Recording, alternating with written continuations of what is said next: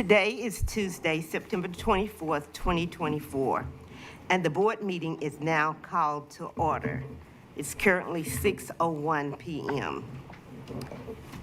All board members are present except for Ashley Carson Cunningham and Karina Guzman Ortiz.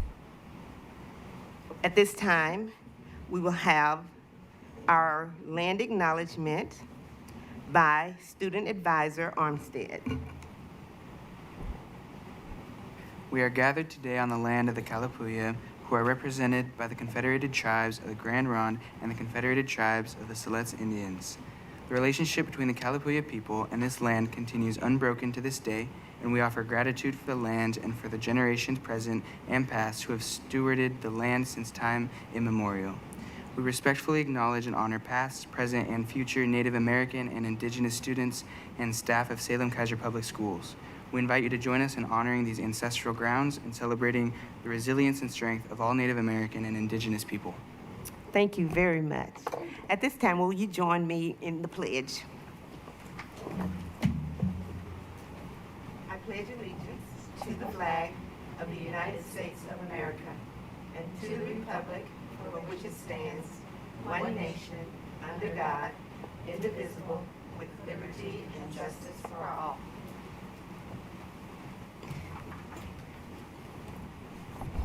Superintendent Castaneda, are there any modifications to the agenda?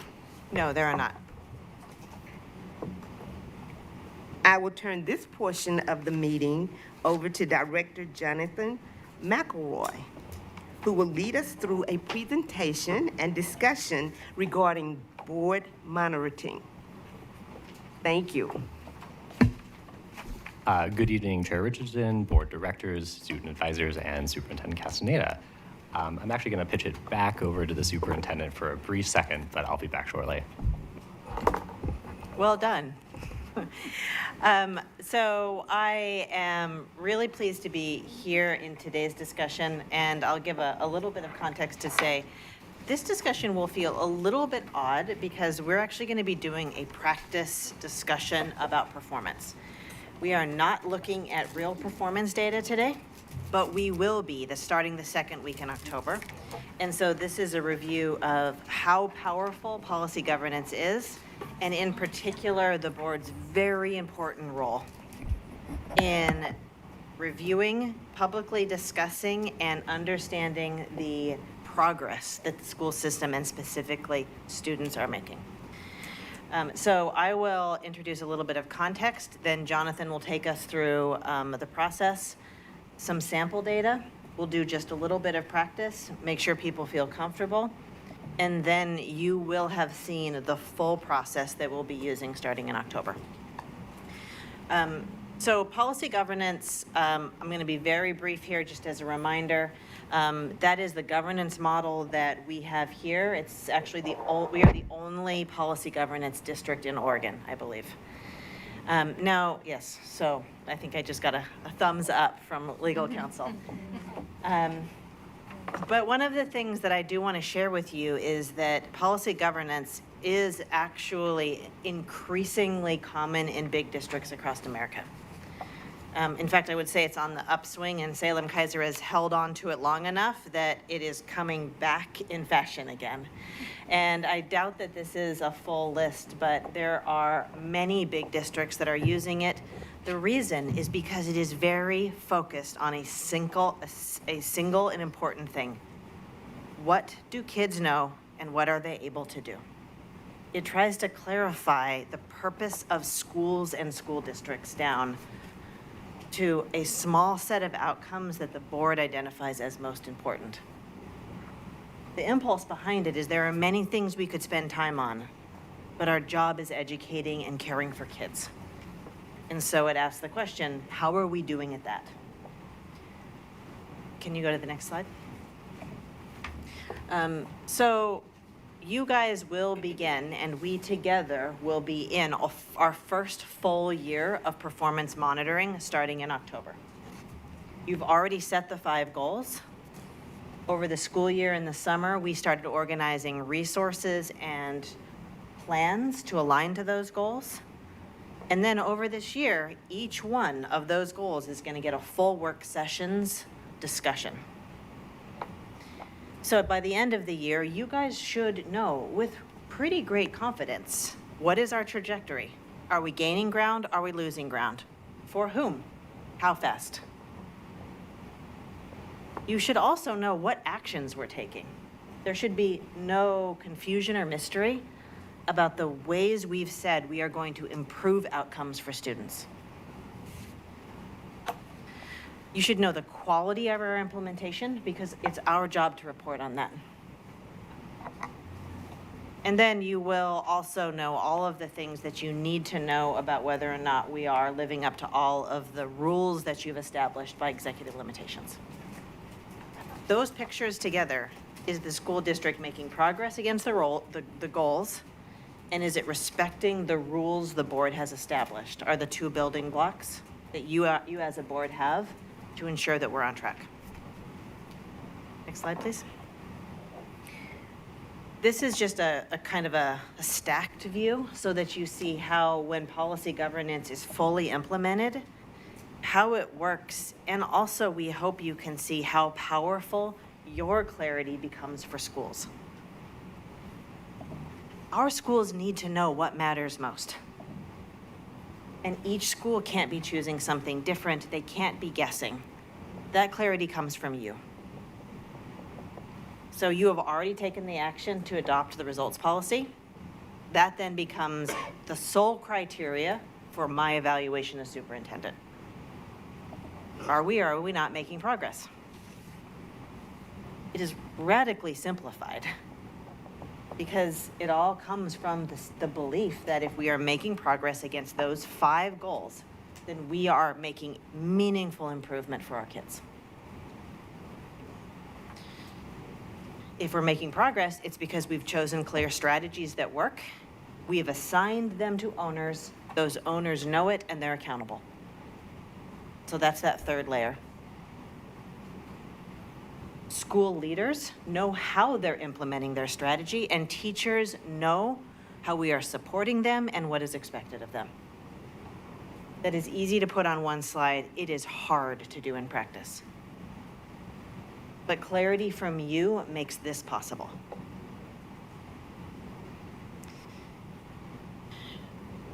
The results policy that you adopted last year has got 5 measures. I think now everyone knows them: regular attendance, 3rd grade reading, 9th grade on track, graduation rate, and sense of belonging.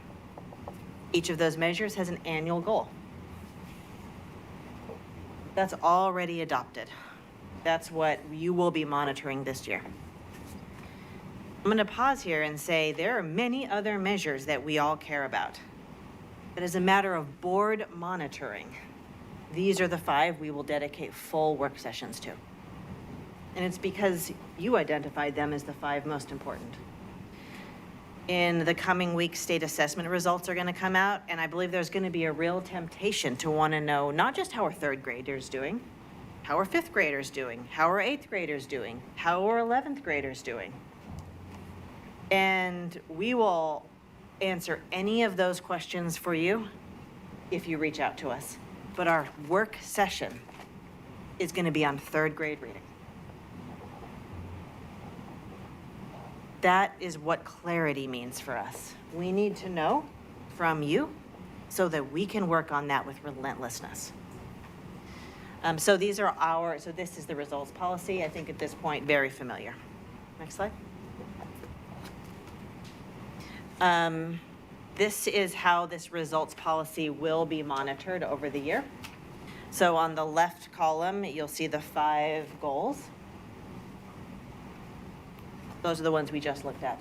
In the middle column, you'll see the other pieces of evidence that we are bringing to you to tell the story of how it's going. Because one data point does not tell a whole story. It may tell a true story, but it may not tell a complete story. And so when our deputy superintendent, starting with Deputy Superintendent Cobb, are presenting on 3rd grade reading in about a month, she's going to be talking to you about 3rd grade reading results. She's also going to be talking about 2nd grade reading data in English and Spanish. because it tells more of the important story. So that is how each of these big measures is going to be broken up and presented. It is also how we are tracking it internally. We don't want to know once a year how things are going. We want to know how things are going as often as there is relevant data to answer the question. Next slide. And then finally, requiring very little time, this is executive limitations. The shorthand on this is, these are the adopted rules that the district may not break. These say things like, don't break the law. Use resources wisely. These are the things that we're going to be reporting on this schedule. These will go into standard reports unless there is a violation, in which case we are obligated to pull it up and report on it separately. But there will be information on every single one of these 12 items in the standard reports on this schedule. So you'll see your first one of these, emergency superintendent succession, in October.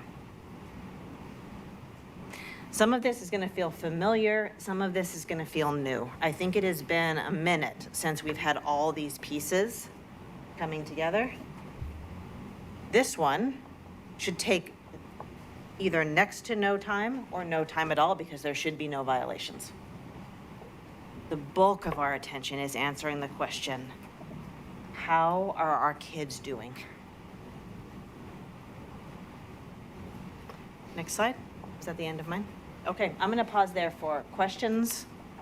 Anything that the board would like to address before we go into an actual review of what a monitoring report will look like. So apologies if I missed this somewhere in there. So I'm super excited to be focusing on what really matters here. But I may have missed the rollout schedule. Does that mean that we're having little, are these executive meetings, or are they here? Are they going to be board session? Okay.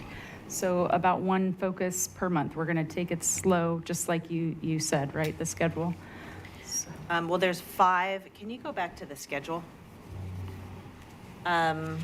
So you can see October, March, July, April, and August, December, and then final superintendent's evaluation, which is a roll-up of these things. This is a schedule that is designed to make sense based on when data is released. So for example, grade 3 reading comes out in October. We want you to be looking at that data as close as we can to the point that it's released. Same with graduation rates. These are designed to come to you when they are fresh. You'll be spending a full work session on each of these months reviewing that data point. Thank you for the clarification. I like that. And also that the community gets to see this as well, so they can prepare their questions ahead. So hopefully we can maybe work on addressing some of those in some of the sessions. So thank you.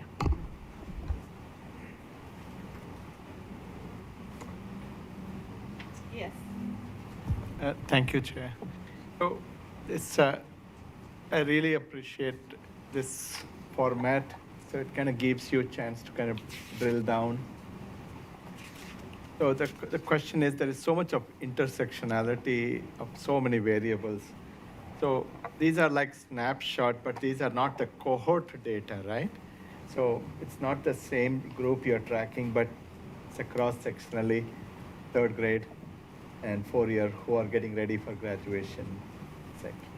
It's not the same group that a class of such and such you're tracking throughout, because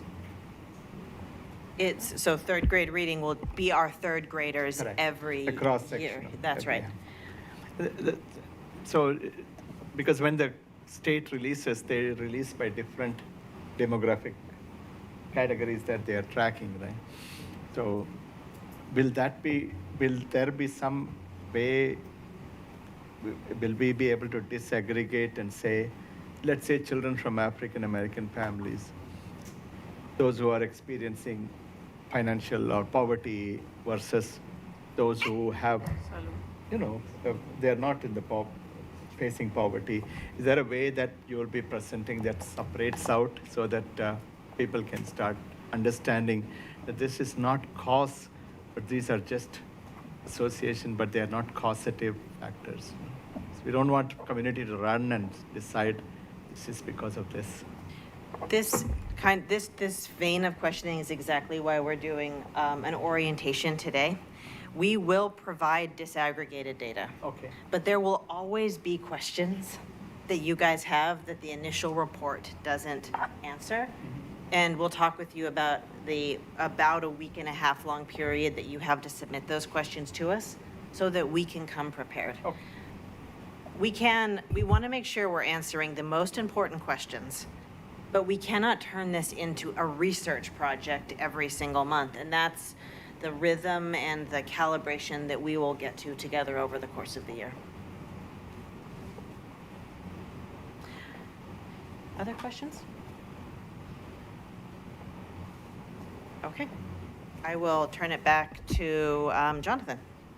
All right, and that was actually a very nice segue. This next part is going to do a little bit of practice of what exactly this is going to look like for you this next month. So even though we're going to be looking at fake data, it's going to be the exact same template, the exact same process, and we're going to get a chance to practice some of those questions, try to calibrate a little bit on what are the exact right kind of questions that you as a board need to ask to better understand, are we meeting our results? And things that might start to fall out of scope. And this is just going to be that calibration session. So when we're doing it for real next month, we can really focus on the content, not the process. All right, so first off, this is similar to what we looked at the retreat, but this is the sample data set. So just a quick caveat is that it's all fake data, it's all made up strategies. The hope here is not to look at the content, but the structure of it, so that we're looking at this just in the way that it's going to look next month. I'm going to come back to it in a minute and walk through each of the individual components, but you have that in your printout in front of you for reference in a minute.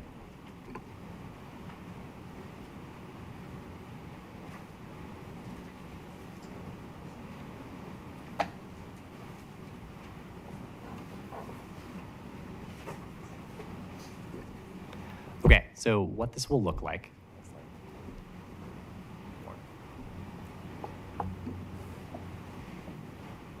Perfect.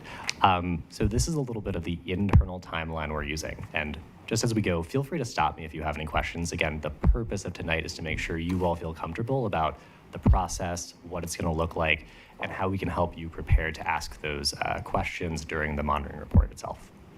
So internally, as Andrea said, the superintendent said, we're going to have to wait to the data to be available. That's going to give us about a month from data availability to generating the report.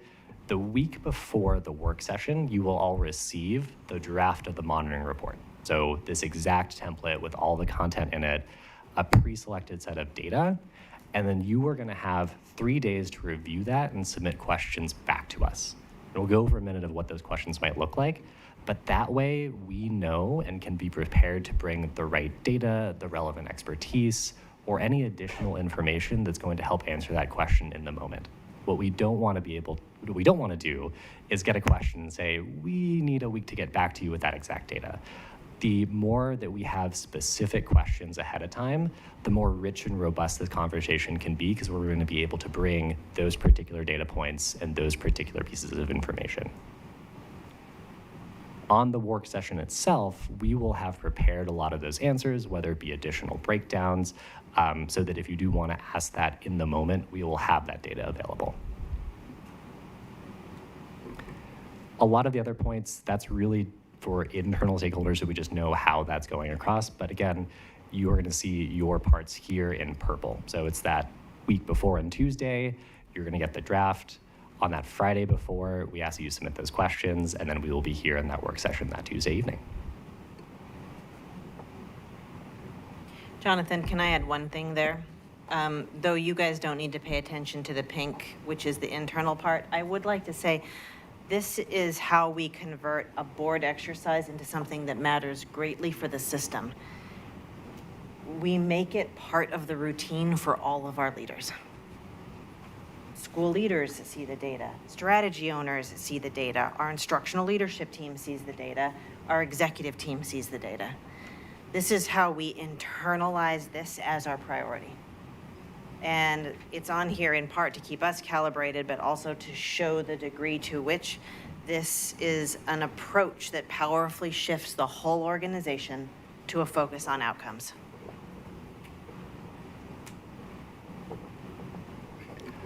All right, so this slide is a little bit wordy, but I'm going to walk through it part by part and pause if you have any questions for each of those components. Part one, that's what I just said, right? You're going to get that report ahead of time and be able to ask any of those questions and submit to us. Part two, and that's going to be at the work session itself, we're going to give a high-level narration of the deck, just so you can hear from us at the very beginning the story and narrative arc behind the data, the strategies that we're using, the results that we're seeing from those, especially for the leading indicators or KPIs, and then what's next. Because just next to this, right, is we're going to see whether we're on track or off track, but you're also going to get a sense of the work that we're doing to either continue to grow and to meet those expectations, or what adjustments we are making because we are off track for that monitoring report and the annual target. Part three, that's going to be the bulk of the conversation, and that's going to take as much time as it needs to, but there are three fundamental types of questions that we're asking. And in a moment, we're going to practice what that looks like with the sample. It's a very simple protocol of what, so what, now what. The what part is the opportunity to build understanding of what the data say, making sure that we are all aligned when we say 21% of our K through 2 students are regular attenders or not regular attenders. What does that mean? Which individual student subgroups or focal groups are seeing the lowest or highest? Building that internal fact base, so when we're talking about what's next and what that means for our system, we're doing that with a consistent definition. So, for example, that's an opportunity to ask, what does regular attender mean, right? So when we say 21%, we know 21% of regular attenders means that they're attending 90% or more of their school days. A question that would not be a what would be, what does our suspension rate look like, right? That might be an important indicator that we care about in our system, but that's not the content of the metrics and the KPIs that we've chosen for those. So what goes into, what does that mean? How do we interpret these data? Is 21% high? Is 21% low? Is 21% better or worse than it was in the past? Does it show meaningful progress? The final thing is, now what? So what are we doing next? And you'll see in the template in a second what that means in terms of how we are interpreting the data and what next is going to happen. Okay, I'm going to pause there. Any questions on the what, so what, now what protocol?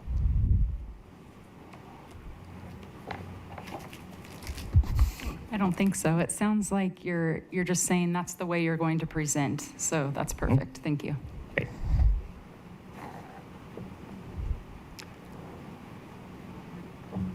Okay, now I'm going to put it back to you. So we're going to go back into the monitoring report and go to that first slide. And we're just going to run through for each of those the components of that slide. And I might pause in a moment and ask somebody to ask me a what question that would be a good example of what this would mean when we are having this conversation. So this is the primary metric. And again, one metric, one report. This one looks at regular attenders. You're going to see the historical actual data in blue. Wherever possible, we're going to look back pre-pandemic to understand what those results look like before that. Usually there will be a gap. Some of the data just don't have official metrics attached to them, whether or not we did testing that year, et cetera. For all the data that we do have, we will bring it. And then in the red, that's going to be those annual targets that you as a board set, right? So those are never going to change. For all the 5 years of this, we're going to see those numbers, whatever they might be, 53, 55, 57.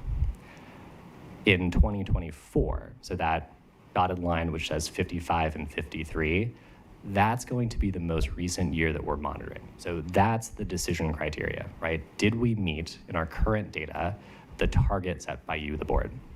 So in this case, in the fake example data, the regular attendance rate last year was 53, the target was 55, and therefore we were not on track to meet that.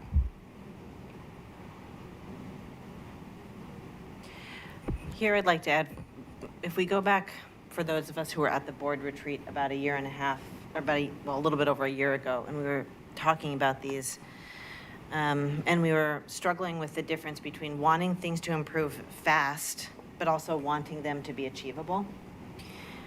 What I want to just point out, even in this sample data, is you can see that if you stay on track, each increment is achievable.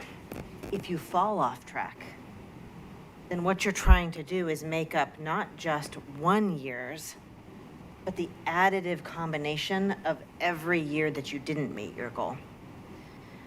And this is where, when we were before talking about these goals, we were saying these are actually very ambitious because the increment is big and it has to be sustained. And we will see this in vivid ways when we look at the October OSAS results. Thank you. And then at the bottom, that's just a one quick or two quick sentence summary giving you some details for the definition. Again, a really great opportunity if this isn't clear or doesn't make sense, or you have a question of which students are included, to be able to probe a little bit deeper to say, okay, I don't understand what does it mean for 90% attendance and which students are included. Another great example of a what, just so you are sure that you are interpreting the data the way you are. Again, this slide's very basic. The next slide, that's gonna have a little bit more content on it. And this goes back to the KPIs and those student subgroups that we talked about. One important note, the KPIs might change year to year. So as a reminder, the results policy and those board goals, they're locked in for the 5 years. The KPIs are the way that we're tracking our internal progress, and we want to make sure those data are the right data and are relevant, and we're tracking the right leading indicators. So it's possible that next year we might find a different KPI that's more relevant for this particular strategy that we're using. So each time we do have that, we're going to give a little bit of an introduction of why this KPI is important and what does it mean. Here I'm going to pause. I'm going to give everybody about 30 seconds to read it, and I'm going to ask for a what question that might typify a good example of how do we understand what the data are saying.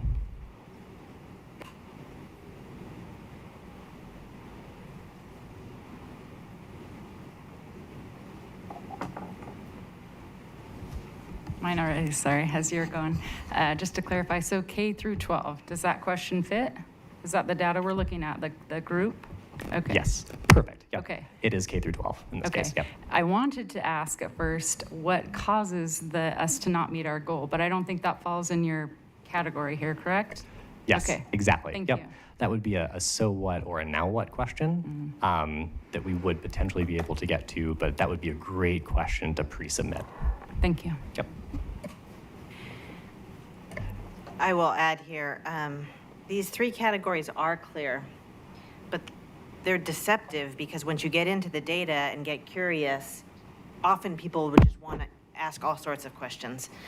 The training that we're doing right now in systems that are doing this for the first time, they will do a full day retreat just on what we're doing these 45 minutes tonight. And it's because of exactly what Director Hudson was talking about, the desire to be like, all right, where does this question go? When the categories get mixed together, it's energetic, the conversation is meaningful, but it can also be very hard to follow. And so that's why it has been found that it's best to cluster the questions into families that progress towards action ultimately. The now what family, which is where the most substance often is. Yeah.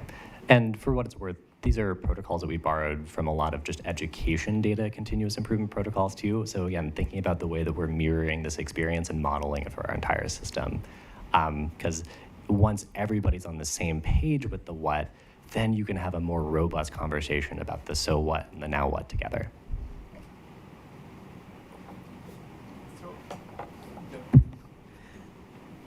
So I just wanted to kind of practice that what and what now, right? So what does this subgroup analysis talks about Latinx student from all the 65 schools. right? Correct. So I'm just, pardon me, because I'm just going to ask, because I'm just thinking, okay, as a equity lens, if I'm thinking, okay, when the budget comes, these are all just downstream questions. How do we know where to put more resource, what subgroup to put more resource within the Latinx thing? Where will that question come? Will that be what or what now? What are we going to do about it? Yep. Because there may be a child facing, they may not be able to negotiate the public transport or what. I'm just using that as an example. Another one, the parents may drop the kid to school and go. So the attendance will be different in those two cases. Correct, yep. So the way that I would frame that is that sort of two different questions. Part of this is, for example, students that might have an economic disadvantage or free and reduced lunch. That would be a what question, asking for a particular subgroup, what might that attendance look like? The what are we doing about it and how do we think about transportation? That would be a now what question, which would come a little bit later. And you'll see some examples here of what we have already built in for the now what.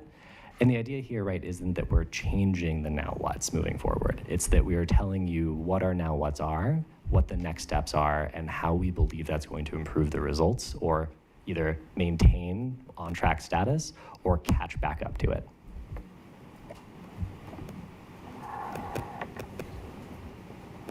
May I just a clarifying question again? But I think that what you were saying earlier is that we will get the content a week and a half prior. So we as a, 1 week, sorry, one week prior. Okay. So then we would present you with those questions, and then that's when you would categorize them, fit them in, and ideally have the answer at the board meeting, correct? Correct, yes. Okay. So if you wanted to ask that question in the board meeting, and for example, you submitted the question around what does attendance look like for our students who might be free and reduced lunch, we would be able to answer that question for you because we would have the data. In that particular case, what we tell is we don't have a great way of tracking free and reduced lunch data, so we can only look at this, for example, by school poverty rate. Copy things. Exactly, yep. And so that's exactly why all those complications, if we know the question ahead of time, we can prepare that specific response.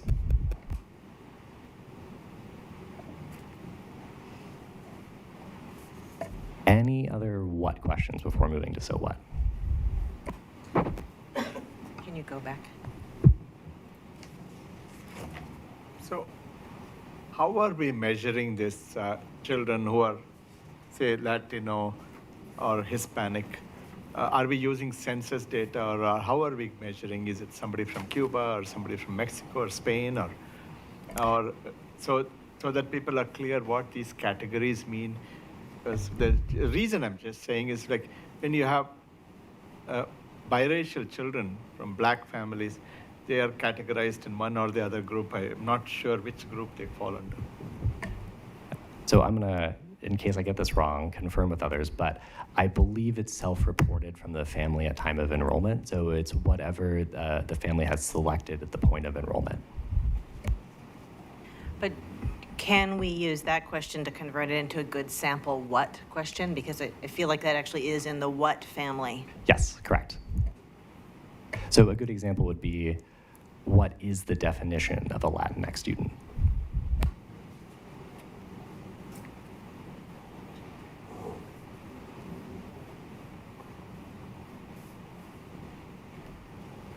Practicing my wait time.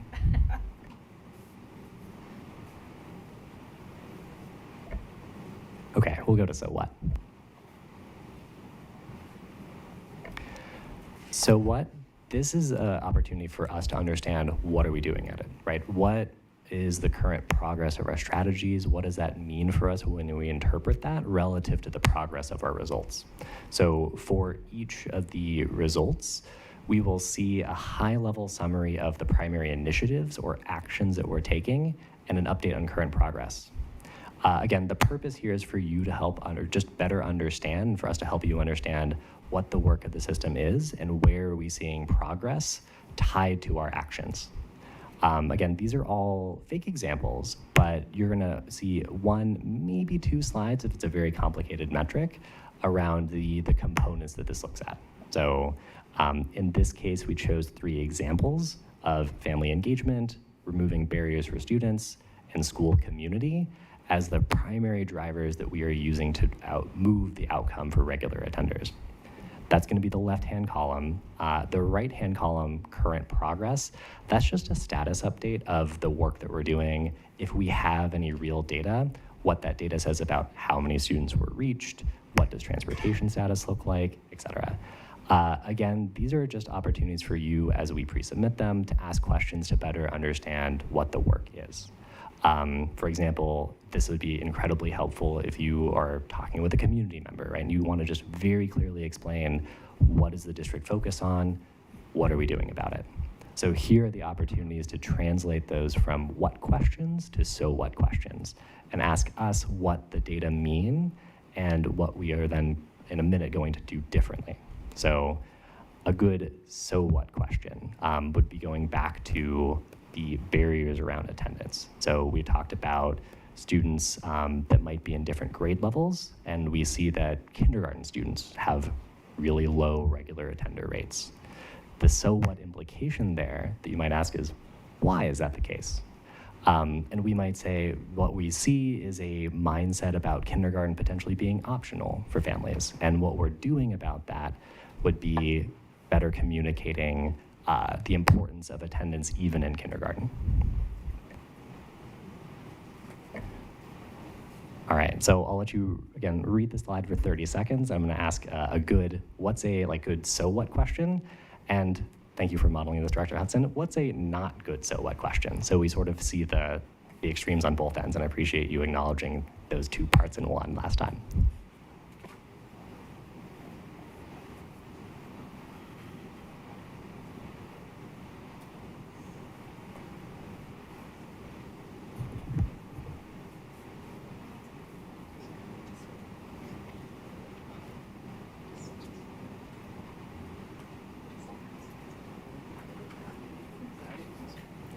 Oh, thank you, Chair. I just want to be respectful. She was reading closely. Yeah. So what will this question be to say, you are talking about family engagement, 80% would choose to receive communication. I just want to ask a question.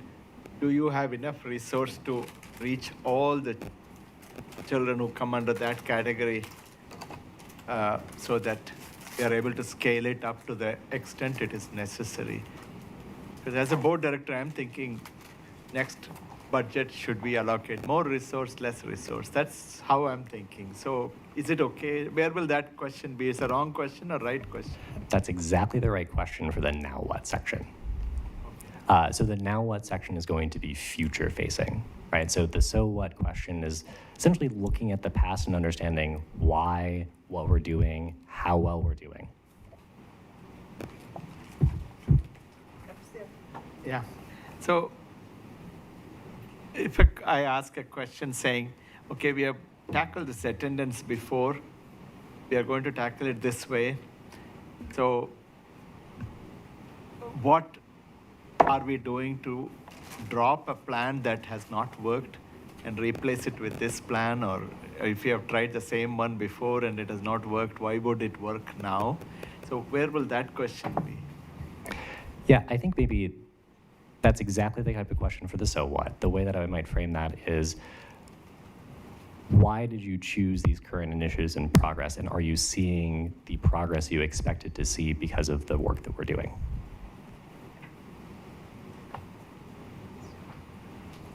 As we get into this, I think we'll start to see us in ways that are sometimes uncomfortable, how an incisive question exposes a gap that needs to be discussed. A failure to see what implementation should look like, maybe missing a whole population or group of partners that should have been central to the design, but it gets laid out in black and white and handed over to the board for careful scrutiny to find those things. Thank you for giving us the permission to do that, because in a way the board can be like the rear view mirror for the district. Oops.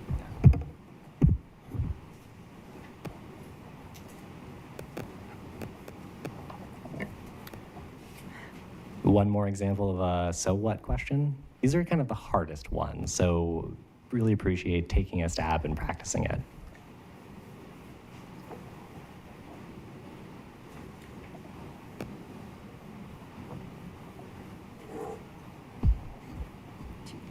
Go ahead. No. I'm only talking if anyone else has. Please.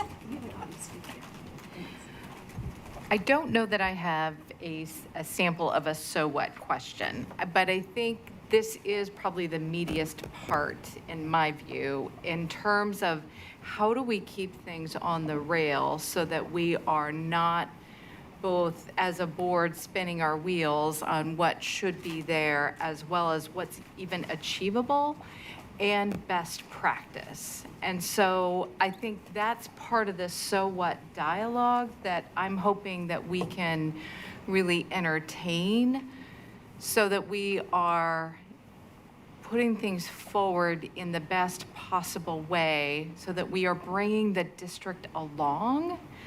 Particularly when I think about this last year that we've experienced and just knowing what I know about what I see in my work and where community and families are, like how do we do this together? So I think it's not your question, so I'm not playing by the rules here, but that to me is, I think, where I hope we can spend some really juicy conversation about how do we do this.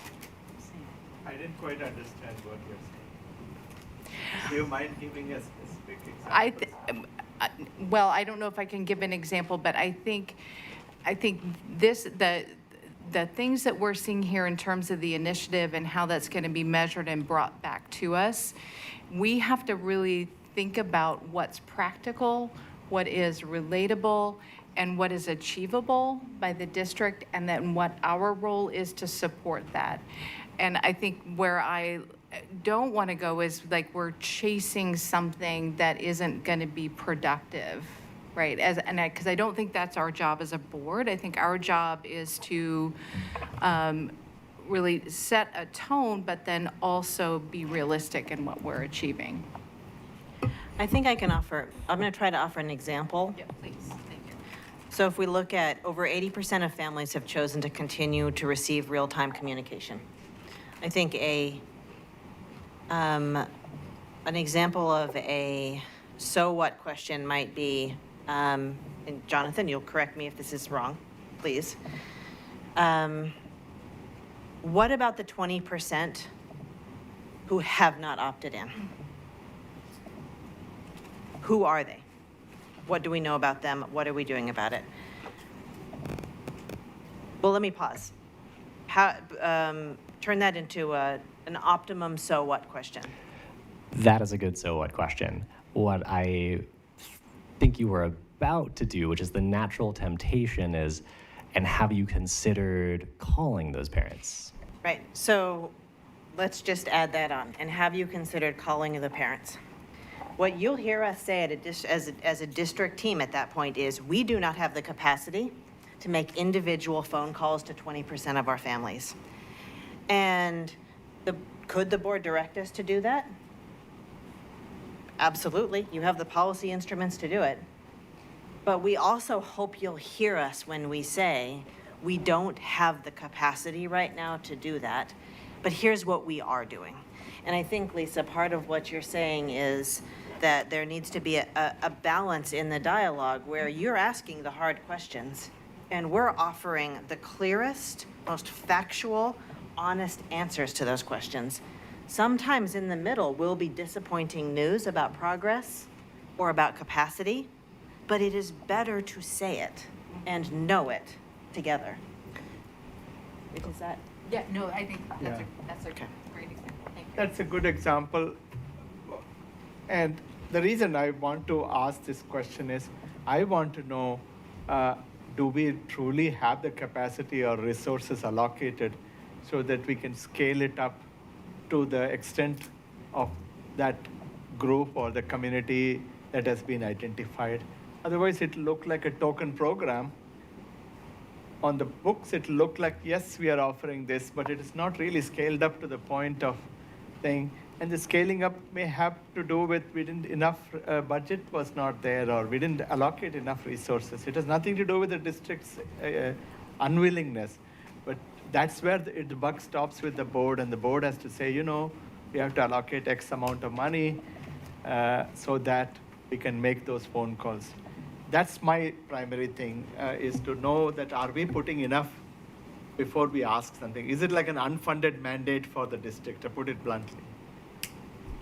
Yep, and I think a really good example of like a question starter that might be really good is why, or how well. May I please try a so what question? Please. Secondary student attendance is less affected by intervention with parents and families. I want to say why, but how do I make an effective so what question? So what are we doing, or so what do you suggest, or so what have we found, or? Yeah, I think an example would be what data suggests that that is true, and what have you found in the past to support that?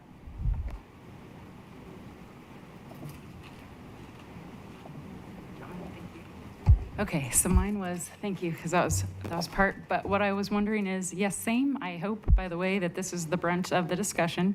I was assuming that, but it's good that it's out there, so you know the preference, I suppose, depending on others if you want to speak. But, so my next assumption was, so what are you going to, now I don't know how to consolidate this question.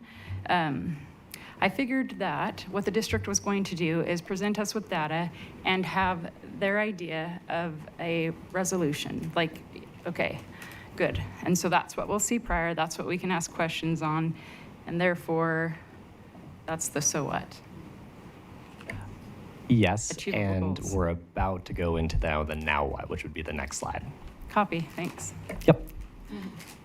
Yeah, so the natural progression hopefully does make a lot of sense. It's just guarding against the natural inclination to want to skip quickly to the now what.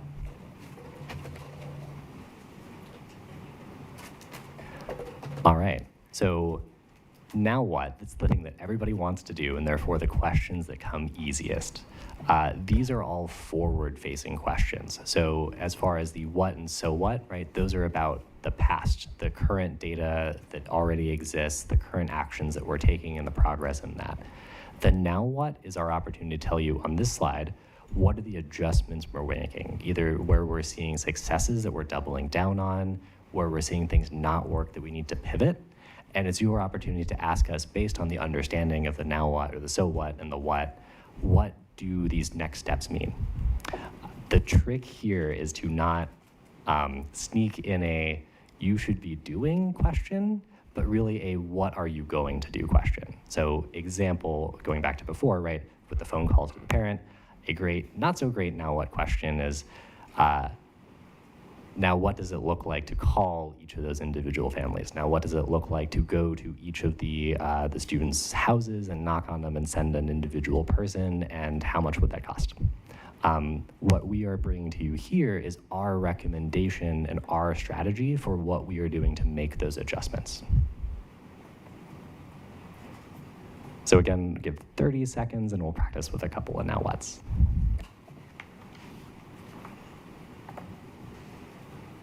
So now what, the trajectory, I'm guessing you're gonna have one with the now what remedy, correct? Does that make sense? I can add words if you need me to. Yes, please, yeah. Okay.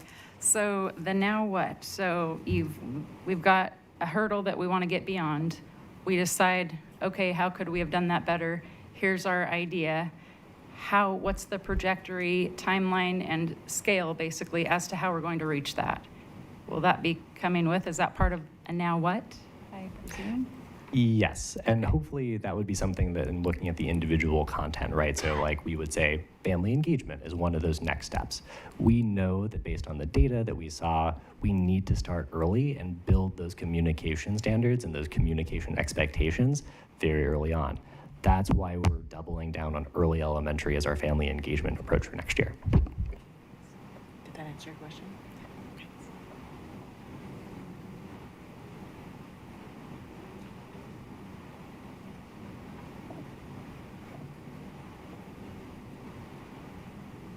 Jonathan, in some of these examples, what you mentioned, including this one, outcome one, where will be, so if I were to say, how do we get the community to sit with us, different community to sit with us and participate in some of your initiatives that you want, or to understand the data, or to monitor things, where will that question be?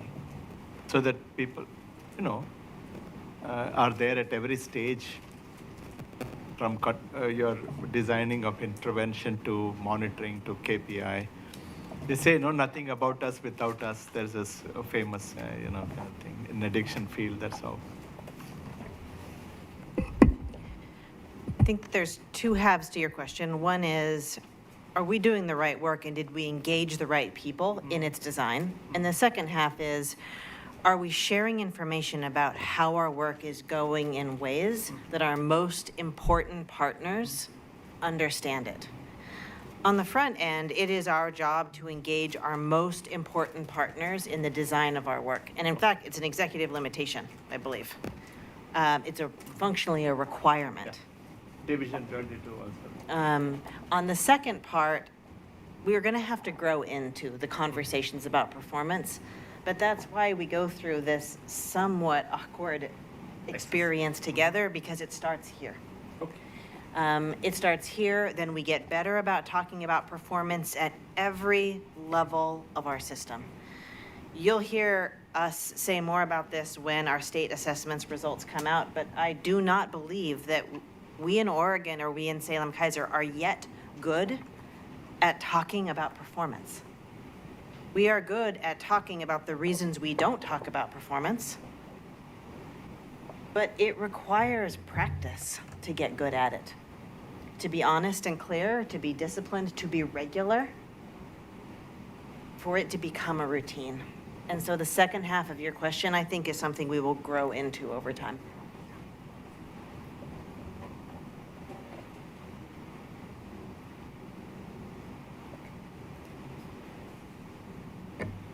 Another now what question?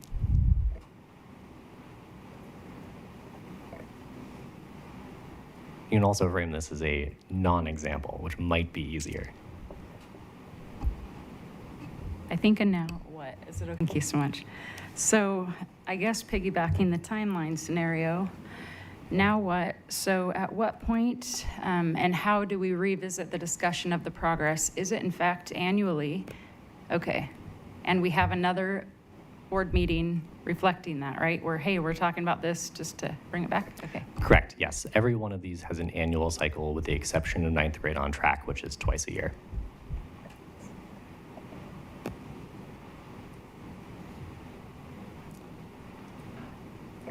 One just additional thing I will note in the next step slides, and this goes back to thinking about purpose and also just the way that we use this as a system to set our priorities and keep our sort of North Star ahead of us, is we have to be very specific and very precise about the things that we believe will drive the data the most.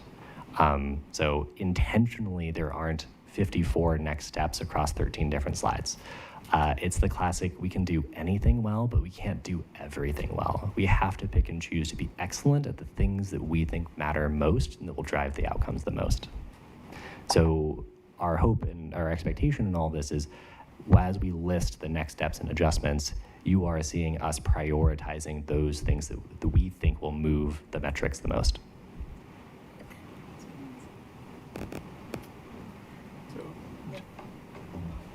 My favorite question, and maybe you can tell me, Jonathan, if it falls in the now what, which would be, how can the board support in the progress of this? Okay. Love that question. Great question. And if I could piggyback on that, I think particularly when I think about the relationship that we as a district and as a board have with the community, it's can we be at a place where we can articulate not only the board can support, but then also the community can support as well, so that we can be clear about what that might look like so that we, but I'll just stop there. Yeah, a great example of this that I've heard in the past that I really loved is thinking about this in like the grocery store conversation. So you're shopping in a grocery store and a family member comes up to you and they recognize you as their board member, and you are having a conversation about what is the district doing about the attendance problem across the country, right? This hopefully arms you with the key components, right? Attendance and regular attenders is one of our core district goals that we're prioritizing. We've set progress markers that we are either meeting or not over time, but here's what the district is doing about it. We are engaging families. We are thinking about tiered supports for the whole child, and we are increasing the academic rigor to connect that to college and career programming. Those really quick, simple things summarized here hopefully gives you that opportunity for that engagement for anybody that you meet anywhere in the world. So, after COVID, especially, parents have kind of become a little bit more involved or awake or woken up, however you want to say, because they're really kind of worried about what's going on. Because parents sometimes feel they don't need data. They know that there is a backslide and children are struggling and they were struggling and then they need to catch up. So it often leads to the kind of conversation what you really mentioned, the grocery store or wherever they will do.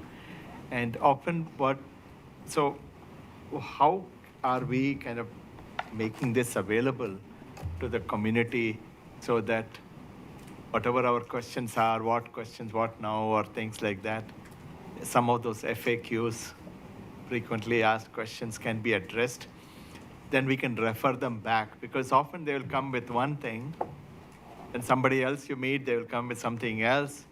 And parents are really activated for a lot of reasons after COVID, because they got involved and children were sitting at home and studying. And so these nuances of small changes, incremental changes, converting this 53 to 55 number to the parent, how do you think we should do as a board member when we come across our constituents? How do we explain to them these are, because they're all coming with worries. And I'll take a stab. I think the first and most important thing is the purpose of this conversation, right, is not just the monitoring, but is to make sure that you as a board understand the progress that we're making. So in the series of the what and so what and now what questions, ask those questions in a way that you feel like you are now armed to be able to answer those questions for anybody. That the role as a board is to keep the district focused on these most important outcomes, to make sure that we're making that progress, and to then understand and help represent the work that we're doing. I think that's a slightly different question than if I were a family member or a parent of a student, where do I go to get attendance resources? That's a slightly different question here. But again, I think that would just be the way that we'd be able to answer the question, but it's not the purpose of the monitoring report.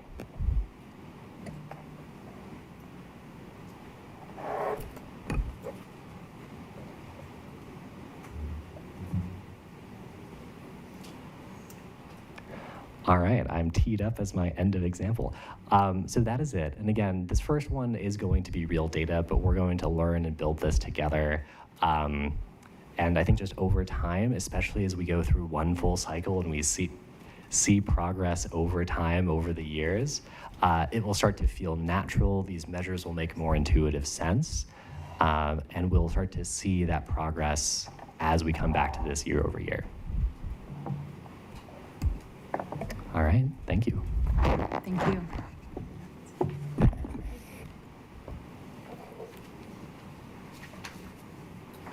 It is 7:00 p.m.